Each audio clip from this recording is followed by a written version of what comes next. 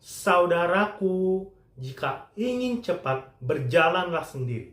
Jika ingin jauh, berjalanlah bersama-sama. Saudaraku, kalimat ini sering kita dengar pada motivasi yang disampaikan oleh para ahli. Dan kita juga sering mendengar ketika kita mengikuti training.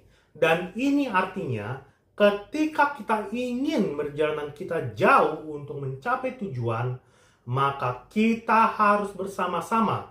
Dan untuk bersama-sama, maka yang kita butuhkan adalah kesatuan hati. Oleh karenanya, saya ingin menyampaikan firman Tuhan dengan tema mencapai tujuan dalam harmoni kebersamaan, dengan nats firman Tuhan yang terambil dari Roma pasal 12 ayat 16. Hendaklah kamu hati sepikir dalam hidupmu bersama. Janganlah kamu memikirkan perkara-perkara yang tinggi, tetapi arahkanlah dirimu kepada perkara-perkara yang sederhana. Janganlah menganggap dirimu pandai. Saudaraku, sehati sepikir bermakna bahwa bekerja dalam satu tim untuk mencapai tujuan sangatlah penting. Dan kita semua tahu, saat kita bersekolah sampai kita kuliah, kita sering diberi tugas berkelompok. Saudaraku, dalam dunia pekerjaan, kerjasama sangat dibutuhkan ketika kita berada dalam satu divisi. Demikian juga dalam pelayanan dan yang lebih terutama dalam keluarga, yaitu sebuah keluarga yang terdiri dari ayah, ibu, dan anak diminta untuk sehati sepikir dan melaksanakan tujuan keluarga. Misalnya, ketika seorang anak memilih untuk melanjutkan kuliah, harus mendapat restu dan dukungan dari orang tua dan juga saudara-saudaranya. Demikian juga ketika saatnya melangsungkan pernikahan. Saudaraku, sehati sepikir sangat dibutuhkan, baik dalam menentukan pilihan jodoh dan menentukan proses pernikahan. Saudaraku, pertanyaannya, apa yang dikehendaki oleh Tuhan untuk kita lakukan agar bisa sehati sepikir? Di sini saya mendapat 3 hal yang harus kita lakukan agar kita bisa bersama-sama mencapai tujuan atau sehati sepikir, yaitu yang pertama, merendahkan diri atau merendahkan hati.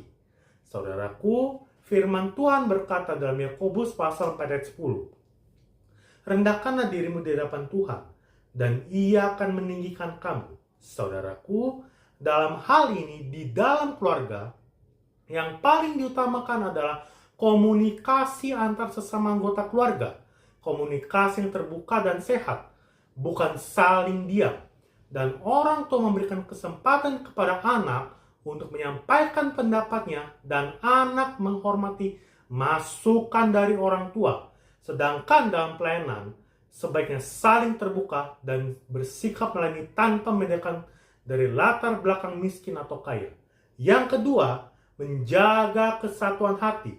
Saudaraku, ungkapan sehati sepikir tidak berarti bahwa kita semua harus memiliki pendapat dan pandangan yang sama. Tetapi, ini berarti bahwa kita harus memiliki pikiran yang sama dengan Kristus yang rela mengosongkan dirinya sendiri dan mengambil rupa seorang hamba dan tidak menganggap kesetaraan dengan Allah sebagai milik yang harus dipertahankan. Saudaraku, firman Tuhan berkata dalam Filipi pasal 2 ayat 6-7.